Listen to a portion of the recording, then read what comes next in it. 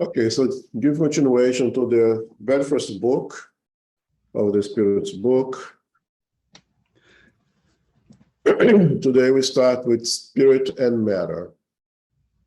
But before we start it proper, I want to go back to question 20. And you see why. Philip, question 20, please. Are you going to display it? Yeah? You have to share, Elmo. It's Oh, not it's there. not yet. I would love to read it, but I don't have my book right now. All right, just a minute. It's been that kind of day.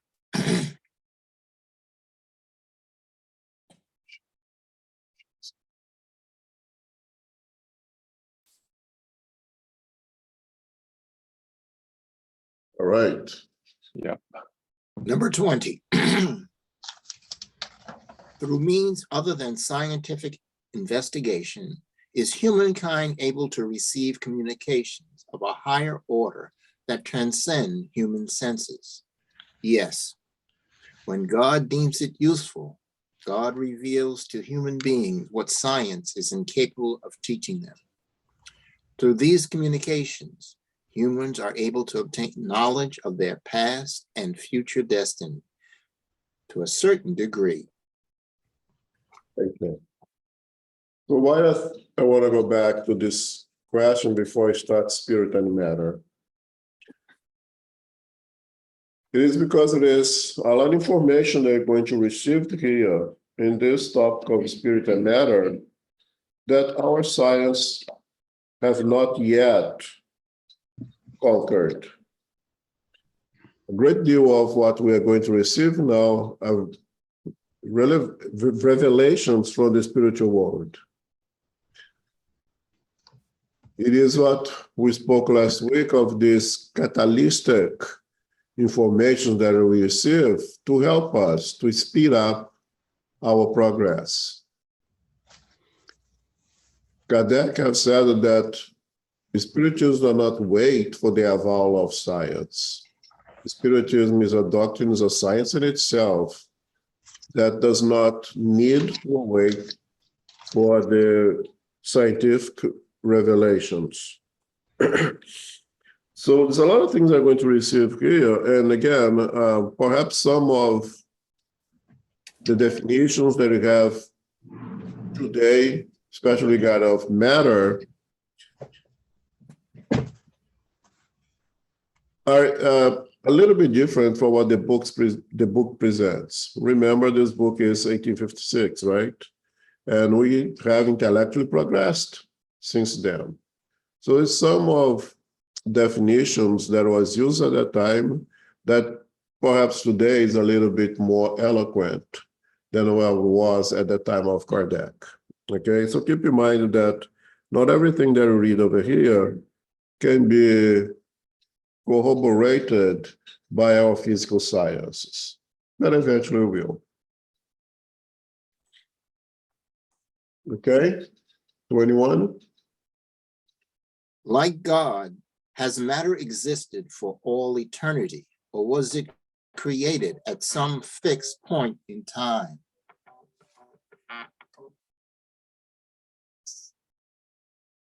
Only God knows.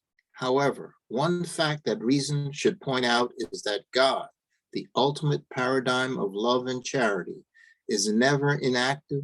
No matter how far back in time you may imagine the beginning of God's actions started, can you deduce that God is ever idle, even for a single moment?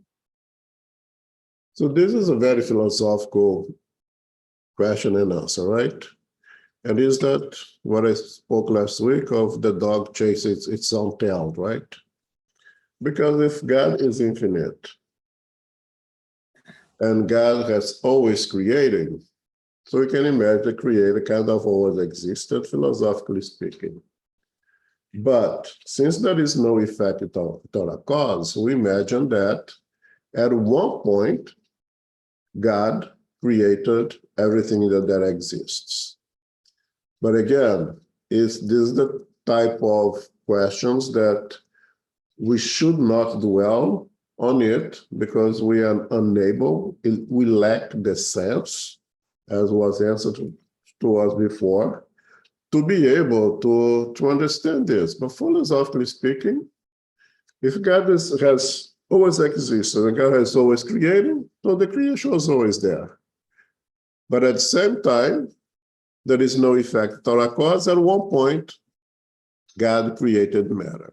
So we imagine that at one point there was God. And then for the next point there was God plus something else, whatever God created.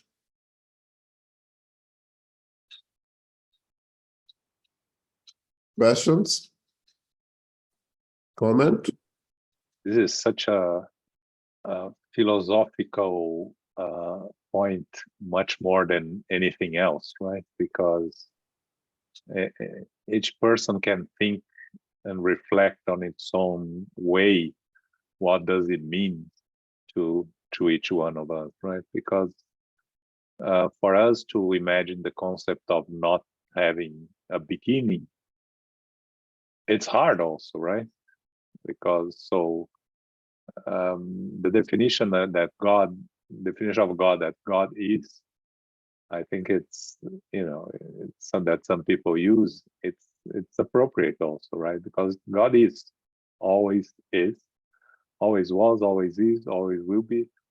And I agree with you. And if we try to argue, reason, and discuss this, we are very likely not going to get anywhere because we lack the capacity to wrap our head around it. And I was, the other day I was discussing with someone that thinks that everything is God, that we are, all is parts of God that are experiencing different experiences, and it becomes so complex and so sometimes it's not useless because it's never useless, but you reach a point that you cannot move forward because it's very challenging, the concept of no beginning, incessant creation, because for us everything has, we can imagine no end, but for us to imagine no beginning, I think it's still very hard. We'll get there. Yeah, I think the usefulness of these discussions is that when we are totally sincere and trying to make the best of it, is to reach this conclusion. We can deal with this right now. It's way beyond our ability to deal with this right now. And I think from when the Spirit tells us, one thing that we have to have with us is to know of the existence of God and to know that very basic, very limited attributes, the ones that Kardec presents and expands in Genesis to us. Those very minimal things that a being would have to have in order to be God. If you can be comfortable with that, I think it's all that we can do in terms of understand God right now. And one point that I want to bring back that Julio used to stress, right? This is the last question that we discuss God in the Spirit's book. God, not the creation. We are going to discuss a lot about creation, matter, all the things. But God, Kardec only goes back to God in Genesis, into discussing God itself, which is very interesting. And dedicated to God. Sorry? And dedicated the whole book, Genesis, to God. Yes, but Kardec understood that if he went on and on the discussion about God in the Spirit's book, in the very beginning of the Spiritist codification, it probably wouldn't have gone very far, right? No. Because it becomes a philosophical discussion without moral and implications or things like that, right? And it's only 16 questions. including pantheism. Yeah. With that, which almost nothing for a book of over 1,000 questions. All right, let's move on. 22. Yep. Matter is generally defined as being that which makes an impression on our senses, or that which is impenetrable. Are these definitions accurate? From your point of view, they are accurate because you can only provide a definition according to what you know. Matter exists in states that are unfamiliar to you. It may be, for instance, so ethereal and subtle that it makes no impression on your senses. It is still matter, even though it would not be such for you. Okay. So the first part of the question, of the answer, from your point of view, they are accurate because you can only provide definition according to what you know. That was, as going back to what I said in the beginning, good enough for 1856, 1857, right?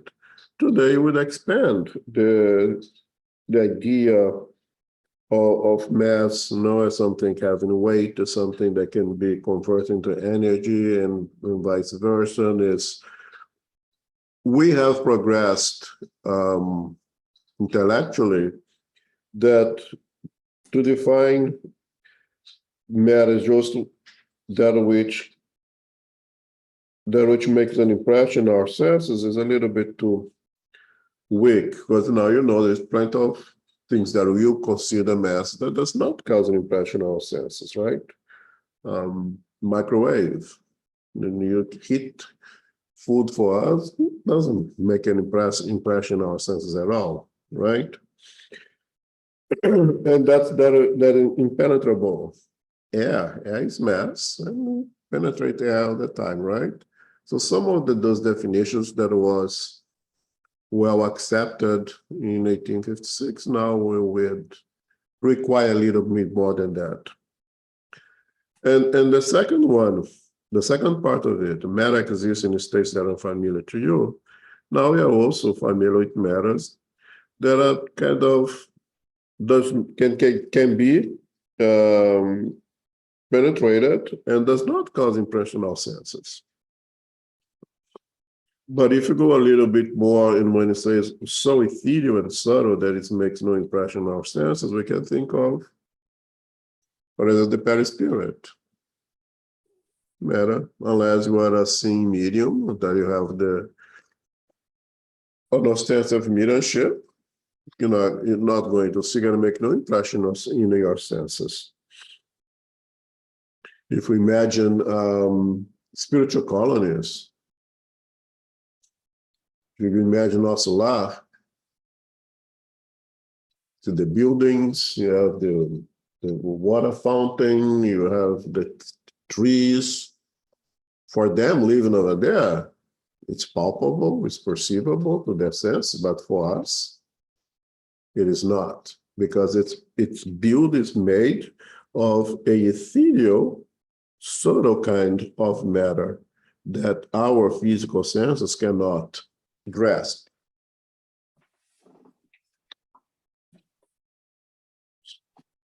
Math question now, so the Sure.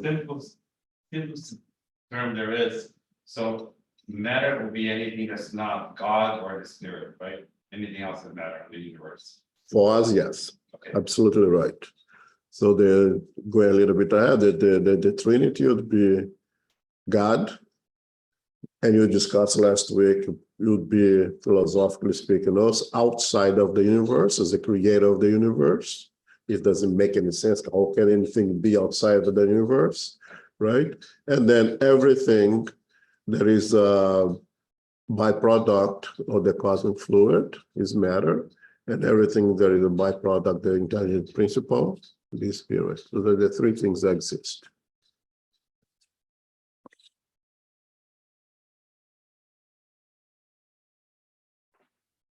Number A, Yes. Where did it go? What definition, What definition can you give of matter? yeah, its screen jumped twice. Matter is the link that bonds the spirit. It is the instrument that serves it, and at the same time, it carries out its action. From this point of view, one could say that matter is the agent or intermediary through and upon which the spirit acts. What is the definition that I can give of matter? We see here the spirits in this answer, it seeks to kind of move away from our physical sciences. It seems to move away from the definition of mass that you'd find, let's say, if you go to the dictionary right now, if you go to book of physics, you're not going to find those definitions. And the spirit is trying to bring the idea of matter in association with the spirits, right? So matter is the link that bonds the spirit. It is the instrument that serves it, and at the same time, it carries out its action. So matter is basically the instrument that the spirit require in order to exercise its free will. That it requires to produce anything, including its own progress. We spirits, we need to act upon matter in order to progress. From this point of view, matter is the agent or intermediary through and upon which the spirits act.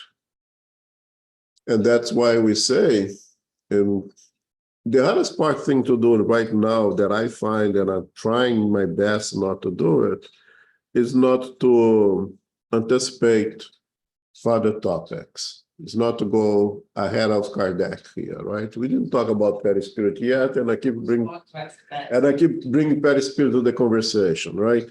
But it becomes very difficult to use examples since we have those examples to use, and not anticipate the book itself, anticipate what's ahead, that we're going to see a talk like perispirit and things like that.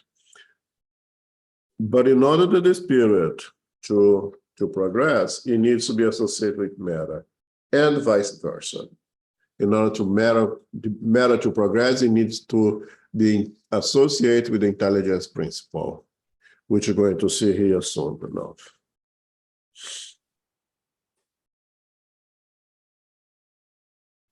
Questions, comment?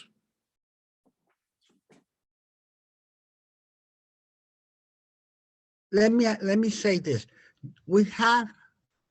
I'm kind of confused. Mhm. You have the cosmic fluid, you have the creator, and you have the intelligence principle. And those three are kind of related or interdependent, but they are independent by themselves. Because it seems to me that the creator created everything. Yeah, God created everything. Everything. Even the cosmic fluid, even the spiritual principle, that's how I see it. Am I correct? Yeah, so the word principle means was the beginning of, right? The genesis, the essence of something, right? So if I say that the first minute of the hour would be the principle of the hour, right? It is when the whole hour begins with that very first minute of it. The first minute, yeah, the beginning. So you can say that first minute is the principle of the hour, right? It is what everything derives from. The whole hour derives from the very first minute. There would not be an hour if it wasn't for that first minute. Does it make sense? Yes. Okay. So the cosmic fluid is that first minute of everything that is matter. It's the beginning of everything, and it's created by God. It was created by God. Okay.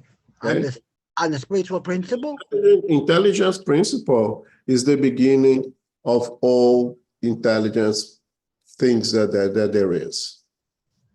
Okay, is that the very genesis, is the very minute of the hour.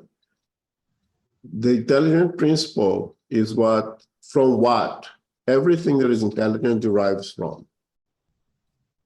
Okay, and then we have to expand the word intelligence to something like an instinct. Okay, all those things that if eventually you give will transform the kind of intelligence that we humans have now, which definitely not the last of it. Definitely a progress, something that go even beyond what today we call intelligence, but we don't have words for it yet, right? But it's the very beginning of everything that acts on matter, that is able to transform matter, okay, and is continuous progressing. And all of it's created by one and only God. Does it make sense?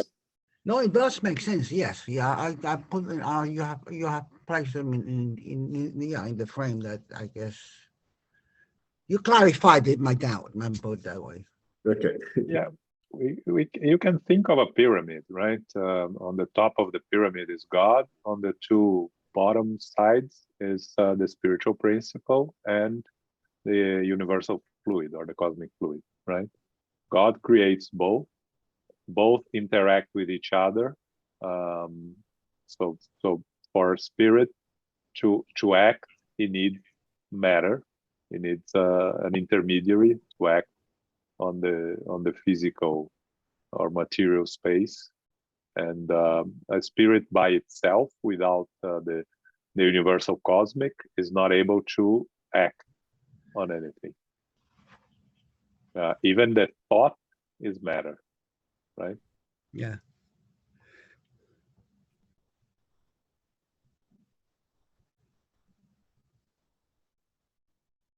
Okay, any more questions? This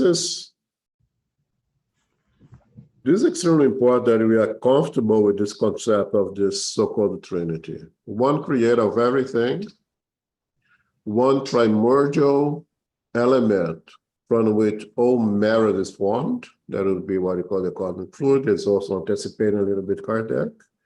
And another primordial of all intelligences, that would be the intelligence principle. Just in terms of semantics, what do you call it Trinity? Because I guess I'm coming from the Catholic thing in terms of the Trinity being one. And in this case, I don't see it as one. I see God as one. Am I making sense of the whole Catholic teachings are coming back to me to bother me? I think Kardec calls, or the spirits call it Trinity because it's three. There's everything that exists, the three things that exists. God, the creator, matter, and spirits. Those three things. But matter and spirit are outside of God. Yes. Okay. So, okay. No, you explained that to me, but that's what I have the problem with the way I understand Trinity. Like when I was in Sunday school. It's a good point that you brought up. And the Spirit, I remember that. The God, the Father, the Son, and the Spirit, the Holy Spirit is one. Yeah, I remember that. Yeah. If I remember. That's a concept that it started, I believe, in the 17th or 16th century only. Okay. It's extremely dogmatic that try to place all three things as one only thing, right? It's slightly different from pantheism. But in spiritism, when you use the word Trinity with the spirits, it means there are three things. Three things: God, matter, spirit. All that exists in the universe. Exactly. Okay. So the Trinity has like a whole new definition here. Yes. But it's a whole, yeah. I get it. It's not the Holy Trinity in Spiritism. So, 23. yeah, please. What is spirit? The intelligent principle of the universe. What is the essential nature of the spirit? Your language is incapable of properly defining the spirit. It is nothing to you because it is not a tangible thing. But for us, it is something. Remember this, nothing is nothingness, and nothingness does not exist. Okay. So we see here how vague the spirits are, right? How they basically tell us nothing of what is the spirit. There's no answer here. The intelligent principle of the universe, which you have to understand this as the word spirit over here in the translation Portuguese that I heard studying for this today.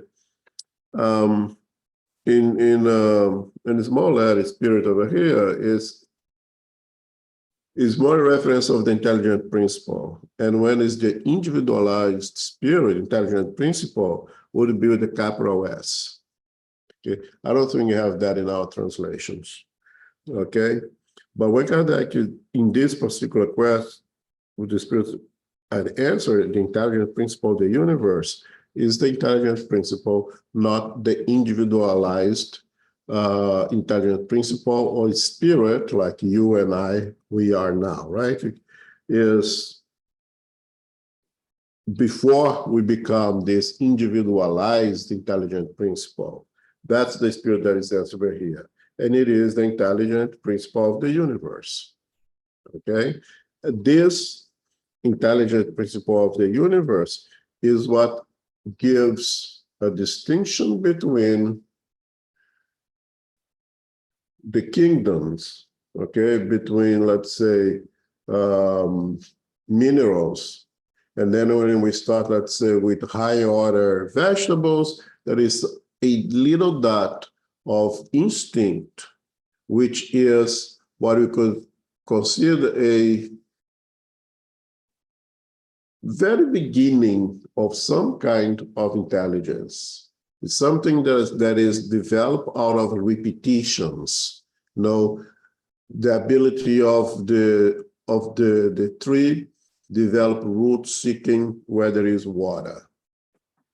Doing that continuously. That is something that coordinates, that leads that tree to create roots that goes in the direction of the water. We can't believe that goes by chance. Something is coordinating that, right? That is part of this intelligence principle, okay? Maternal instinct is part of that intelligence principle. And that is not matter. The roots is matter, but what leads the root to go into the direction of the water, to have a perception of where the water is and develop and guide itself to that direction, that is an intelligent principle coordinating that.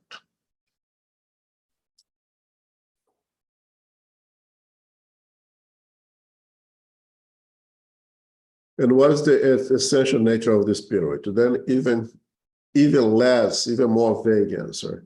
Basically telling us it cannot understand it yet. For you, it's nothing because it's not a tangible thing. But for us, it is something. And I think for us, what is important to get that it is something. Is it a sparkle of light? It's whatever we are comfortable with. But know that we are something. We are nothing, otherwise we would not exist. We are something, but something that is not tangible, something that is not matter, some things that require matter in order to act, in order to progress, not to exercise its free will. Okay, and that's all that the Spirit tells us. So for that question, if you have any any other questions, likely no one will be able to answer because the spirit is not answers. I just find this very fascinating because there's so many layers here. The first, like, we don't know who we are. We don't understand ourselves. Like, the being that's talking to you right now, I have no idea what that is. I know it exists. I'm expressing myself, but nobody can define, right? So I don't know what I am in essence, right?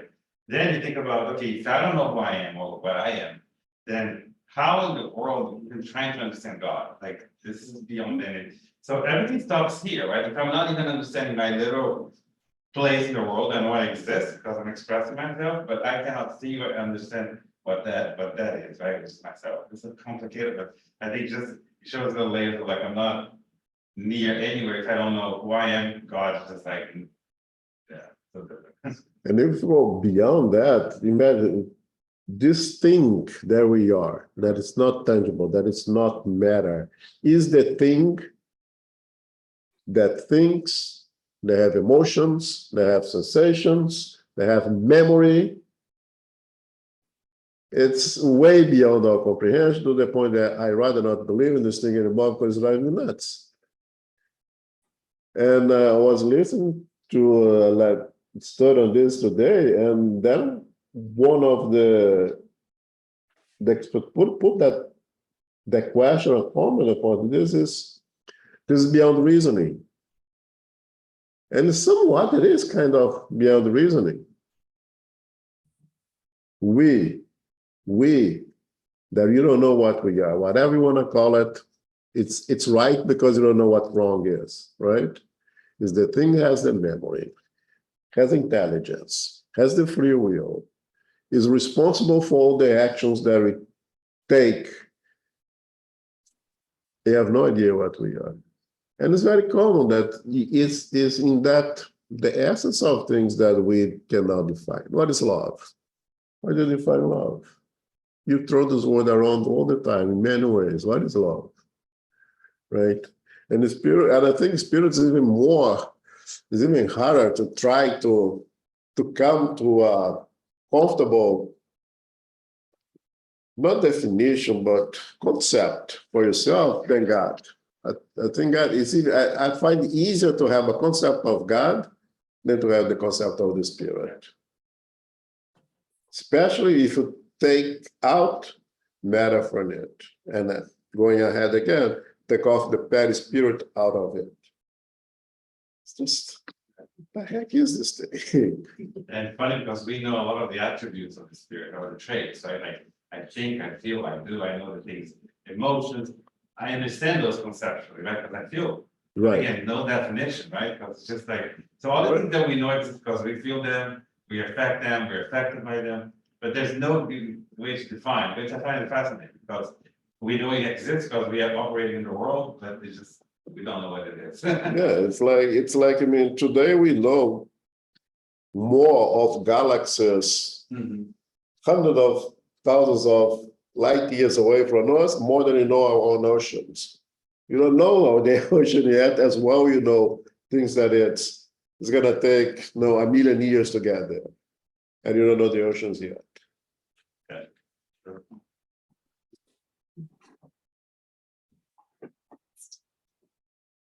All right, comment?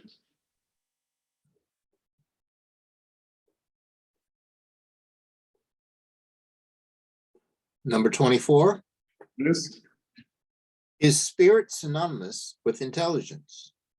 Intelligence is an essential attribute of the spirit. In your world, they are used interchangeably as a common principle, so much so that for you, they are the same thing.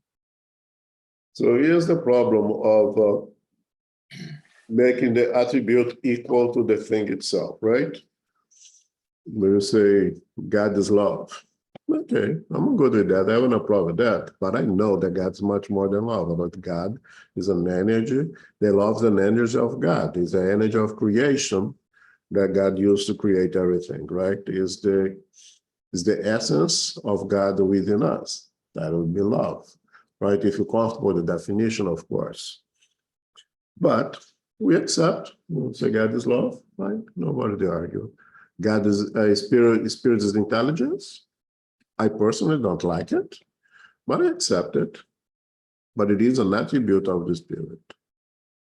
Is what the spirit use in association with now the individualized intelligent principle, right? In association with free will and with our conscience that we use to progress. That's one of those things that are required for us to progress, the intelligence. That is also maturing, progressing with the spirit.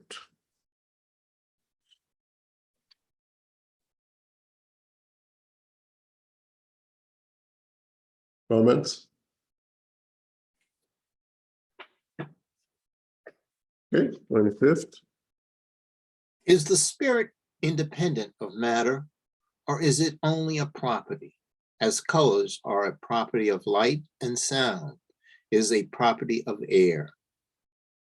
They are distinct from one another, but the union of the spirit and matter is vital to give intelligence activity to matter. Okay.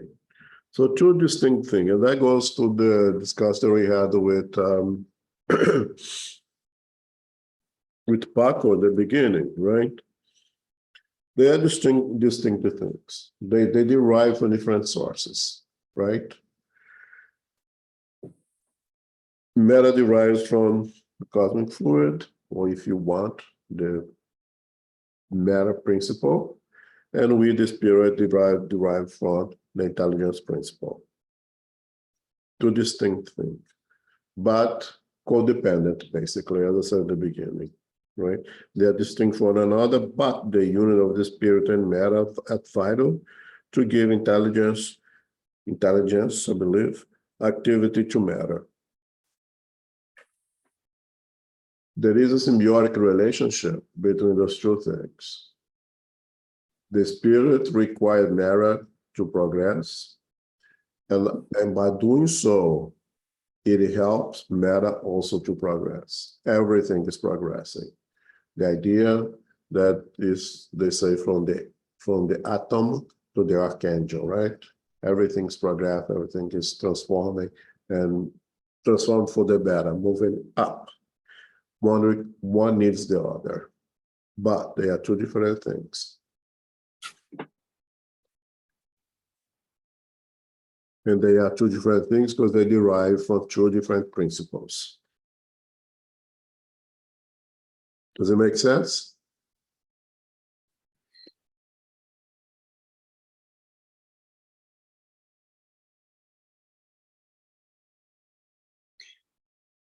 Wait a minute, I'm gonna go too far out.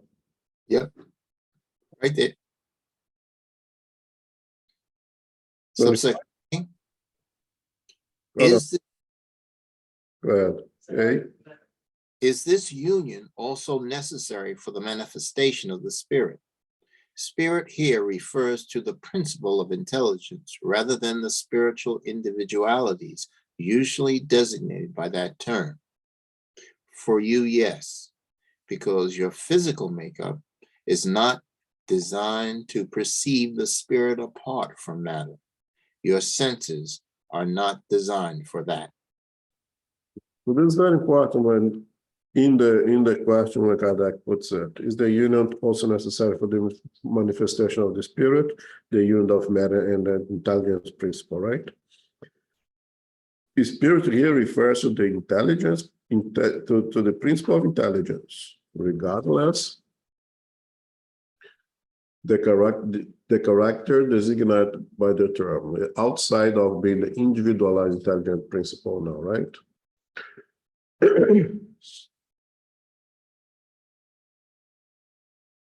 The spirit needs matter in order to exercise its free will. The spirit needs matter in order to progress. The spirit needs to associate with matter to do anything. Okay. I don't have an analogy right now.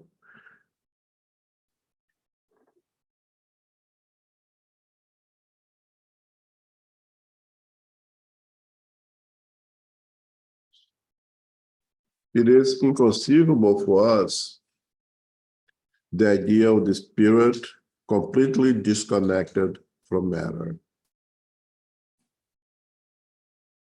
We understand that even the Christ, in its absolutely purity, will have a perispirit. But that perispirit is so ethereal, spiritualized, that for us would be almost like the absence of any matter. But if that Christ, that perfected spirit, is going to work, is going to produce something, it needs to associate itself with matter. And since we know those Christs are always working, they have an association with matter. But for us, would be almost as, not almost, would be as if there is no matter associated to it. And you cannot even have an idea what that means. Our senses are not made to have that perception. Just imagine, which was revealed by us to Emmanuel, that for Christ, Jesus, the Christ that came in as Jesus, to reincarnate, it took 1,000 years of preparation. How to go from such a subtle perispirit to be associated gross, dense matter over here, took 1,000 years of preparation for that. Okay, let me ask you a question. Go ahead. That means that intelligence principle, okay, let me see, okay. The intelligence principle cannot have any manifestation without matter. Am I correct? Yes. Even no matter how advanced or evolved I may be, the intelligence principle, even if I'm almost perfect, the intelligence principle within the spirit still needs matter to manifest. Yes. There's no such a thing as a spirit manifesting itself as a spirit. Correct. Okay. And you see the building block of Kardec, right? Because when Kardec asked the spirit to define matter, the first say, yes, for you guys, it's something that is palpable, has weight, but for us, there's kinds of matter out there that is so subtle, so ethereal, that for you is like nothing. That's nothing. Like the spirits answered that already, right? But there is that kind of matter that is so subtle, so ethereal, that our senses cannot even perceive. And that is the kind of subtle matter that is utilized by higher spirit to perform whatever they perform.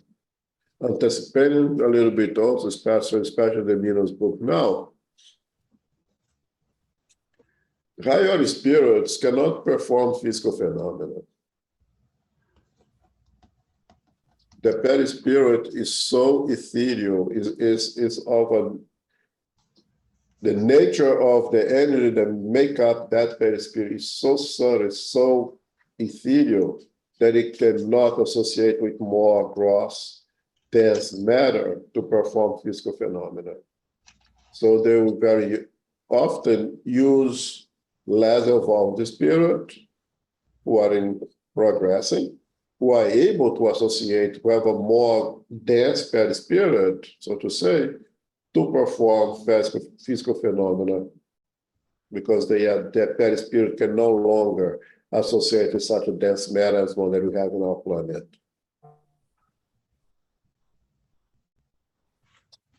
But if you think, Paco, and just to make a very simple line of thought, right? If thought is matter, as the spirit tells us, a perfect spirit thinks. And the moment it thinks, it's associated with matter. Yeah.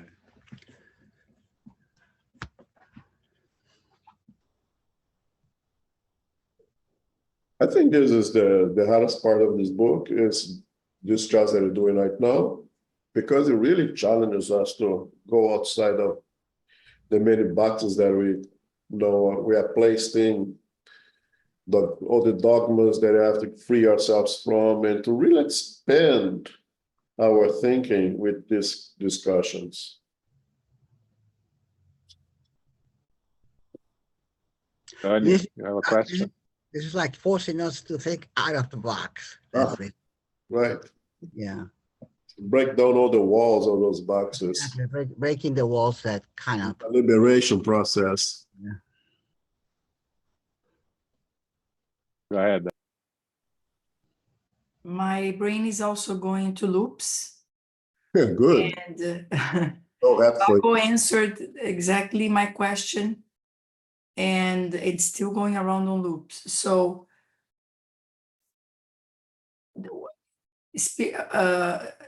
a spirit cannot be without thinking, like us, or can. I don't have the It's matter all the time. So it's never not matter because it thinks all the time. So it doesn't need the matter, it is the matter. I don't have an answer for that. I don't know if the spirit can be absent of thought. I think it can. I don't know how. I don't think we can at our level. Hmm. I think even among us spirits incarnate on this planet who are really deep at a high level of meditation are able to stay absent of thought. So like Jesus could be absent of thought? No. I think so. But again, I think so. I can't say for sure.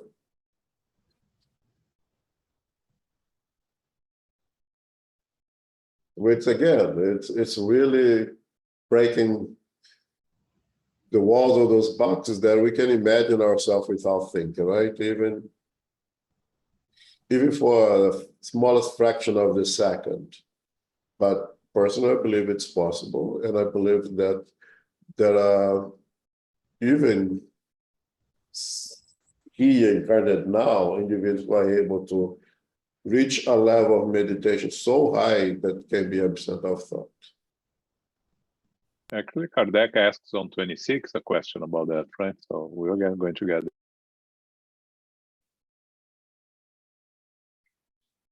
Twenty-six. Yeah, Can spirit be conceptualized without matter and vice versa? Of course, by thought. so what the spirit tells us that we can come just conceptualize the idea of the spirit outside of matter only by thought. In no other way. We can think of it, but we cannot perceive it with any of our senses. And here, thought is our thought, it's not Yeah. thought in general. Yeah, our thought. Yeah, we can think of it, but we cannot sense it with none of our senses. I have a question here. So is this saying to me that? Because I'm still thinking of spirit and. Can the spirit be considered without the matter, vice versa? Because spirit is separated from thought, right? Thinking and spirit is supposed to be two separate things. Spirit. Yeah, well, you need to see thought is something that's produced by the spirit, Right. manipulating cosmic fluid. Not with the mind, it creates thought, energy. So a thought's a creation of the spirit, manipulating cosmic fluid. Because if it's matter, it has to be manipulation of cosmic fluid.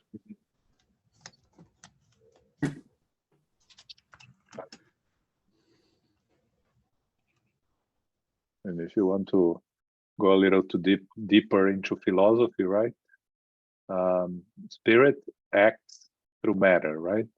And then you can reflect, and I'm not going to answer here, or just giving thought for reflection. God does not act directly over matter. God acts through the Spirit. God is in all of us, and we act as creators acting over matter. Just food for thought here. I know that's not something that everybody was going to agree with, but that's also a conclusion that I take from all this study. And you repeat that again and you repeat that again? But there's a lot of people that say, "Oh, God spoke to me, God acted, God did this, God did that." And my theory here is that God acts only through spirits, not directly over matter. Got it. So Jesus is the intermediary of the will of God upon humanity, taking care of the planet Earth. But it's not a direct act of God.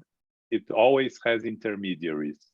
And it makes, in Spiritism, we talk about high-level spirits using lower-level spirits to act and to do things that higher-order spirits either cannot do, or prefer that low-level spirits do it for them to learn, to evolve.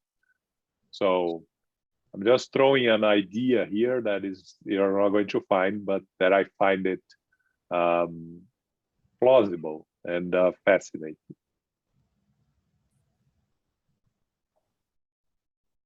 But that makes sense, because if he's, why would he,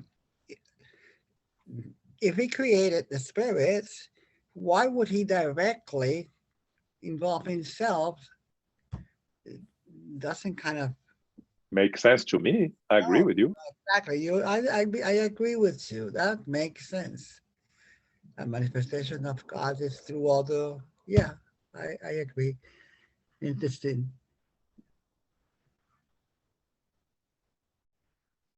Creator of all the perfect laws, which is one law, but I have to break down into many, the physical laws, the moral laws, and they're all perfect. One would imagine that with those laws, things will flow the way it's supposed to flow in accordance to the God's creation, to create all those perfect laws already, right? But I personally think that God acts somehow. I have no idea. God has his 2 cents in everything at its own will. And God can act direct, regardless or bypassing the higher spirits, whatever spirits. But then it's just an opinion that is just as good as any one opinion, because we know nothing, again, when it comes to that such a high level of things that are far from understanding. Yeah, I fully agree. Mine is also an opinion. I have no basis to prove or disprove it. But for me, it's just a question of it seems logical and makes sense to me. But I may be wrong. Eventually, one day we'll know. Yeah. 27 is even more. If you're gonna leave for next week, is I it think it's better. Yeah. 7? Is there any more questions that perhaps we can? And if you have trouble, I'm glad, because this trouble, so it can make things difficult easy, okay? And then you fall into the ridicule, where you transform something with something else, right? It's hard by its nature. And I think this topic it requires a lot brain mass to be consumed here in this discussion. And I think as long as you put an effort to find concepts that we are comfortable with, is the best that we can do now. Forget about to define anything. All right. I don't see the person who's going to make a final prayer for us. And before that, on this weekend, what we have is a talk on Saturday, Love for All by Brian Vosburg.